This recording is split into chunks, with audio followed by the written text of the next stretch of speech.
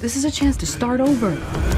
I know where he keeps his cash. I helped him set up stash houses. I'm telling you, it's right there for the taking.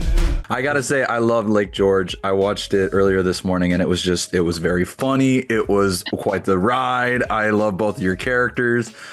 Carrie, if you'd like to start, and then Shea, what about Jeffrey's script really drew you to want to be a part of this film? Well, it was all Shea's doing. He and Jeffrey had offered Shea the part a couple of years prior, and then they got the money suddenly during the strike. And Shea actually just called me on the phone while they were in a meeting and was like, "Hey, I got this script. You want to look at it?" So I read it in about an hour, and it's a leading lady part, which I don't get offered very frequently. It was so clearly playing with genre. It's a noir, but it's also a road picture. It's a buddy movie, and it was at the heart of it. It was about character. That was the crux of the biscuit. So it was all the stuff you want. And she's just a lot of fun. She's just kind of maybe a psychopath, really fun to play. And energetically actually a lot closer to me than some of the characters I'm asked to play, weirdly, unexpectedly. And of course, Shea and we got to be in Fargo together, and I relish the opportunity to work with him again because he's just one of the best. He's just one of the greatest we have. It's in good hands. Oh, thank you. I mean, it's her. First and foremost, when we got her, I knew we have a chance. You have a chance. You never know. You never know. But you could have a writer director that's so precious with the material that it never really quite comes to life. But when I read it, I laughed in places that I didn't. It surprised me. You know what I mean? And it moved me. Ultimately, it moved me at the end. And it scared me. I didn't know if we were going to really be able to execute this. You know what I mean? Because it's funnier in play. We continued to say, this is really surprising us, in places. And so it's just that. And it was a chance. Jeffrey wrote it and he had me in mind. So you honor that.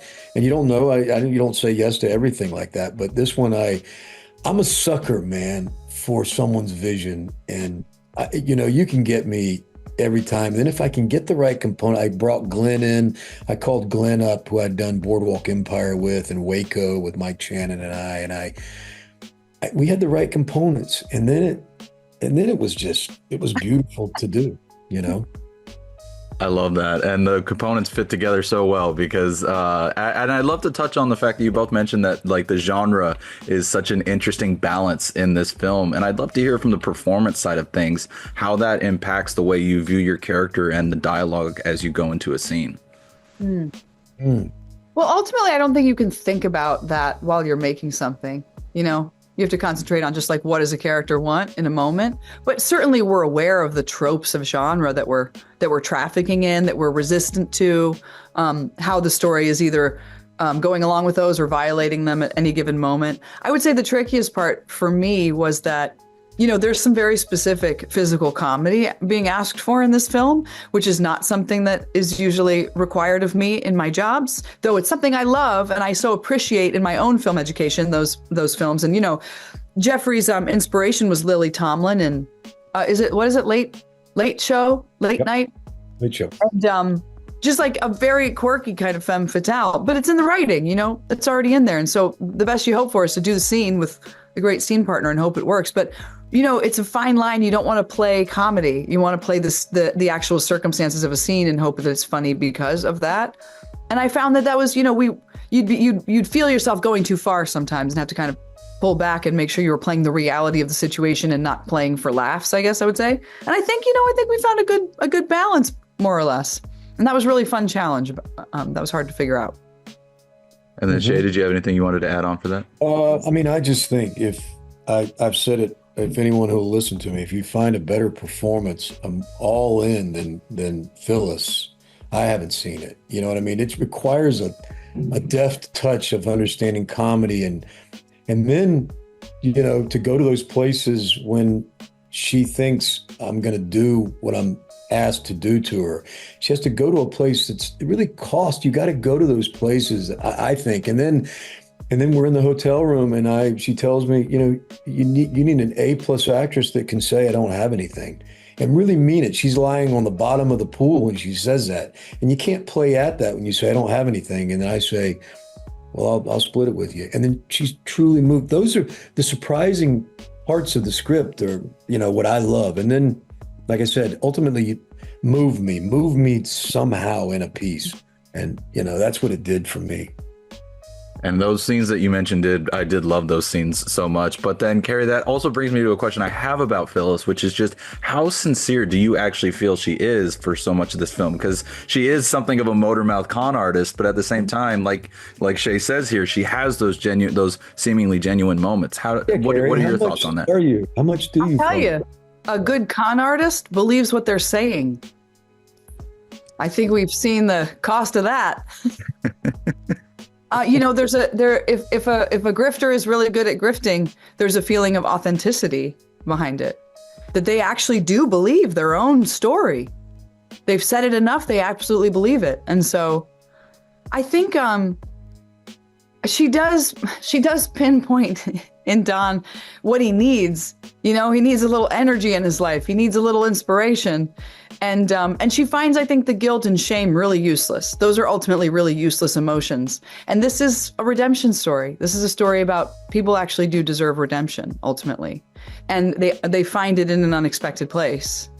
And I like that the ending reveals more about the person who's seeing the movie than it does about the characters themselves. What you believe about the ending says a lot about the kind of person you are, I think.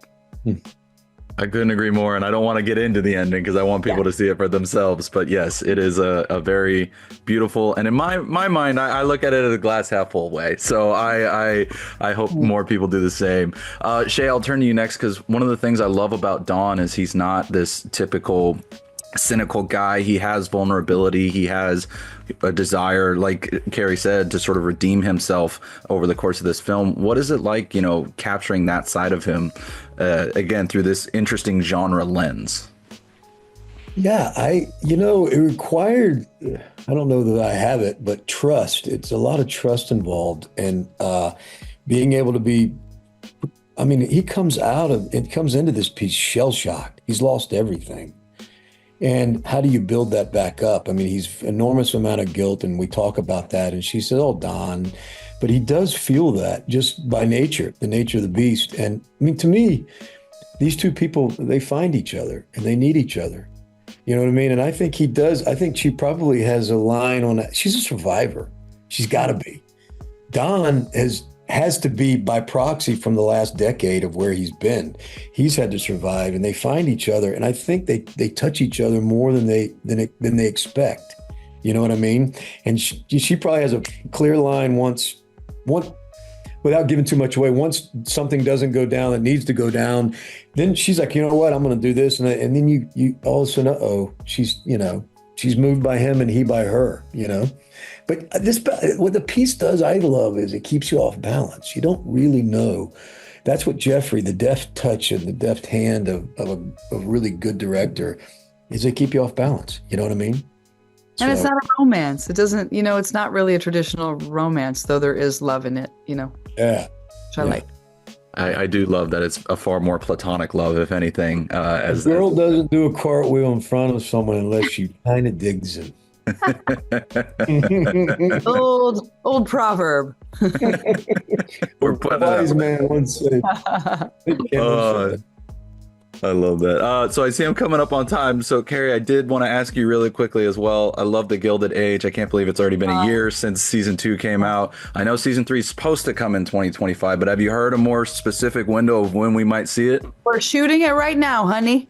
So hopefully we'll be wrapping up by January, and then they'll do all their CGI business and get it out to the people. But we're having a great time. It's a great group of people, and I'm having a ball doing it. I'm headed to Newport next week for more mansion time. So it's great.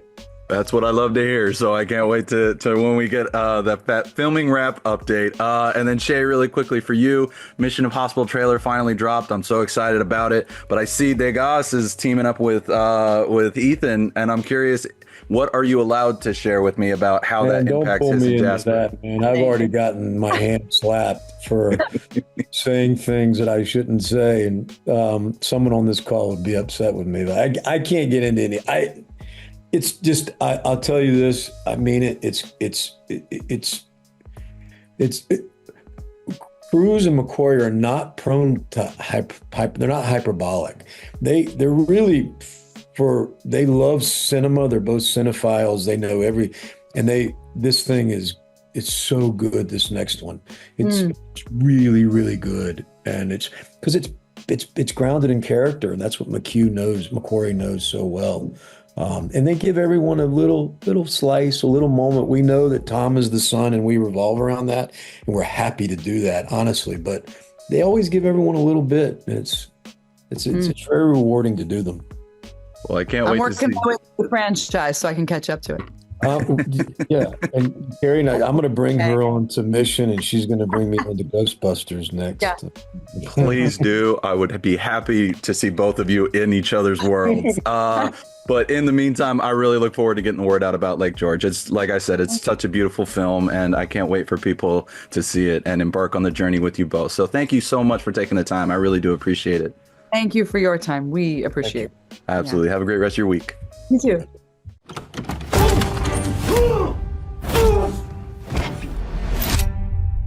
Armin wants to see you.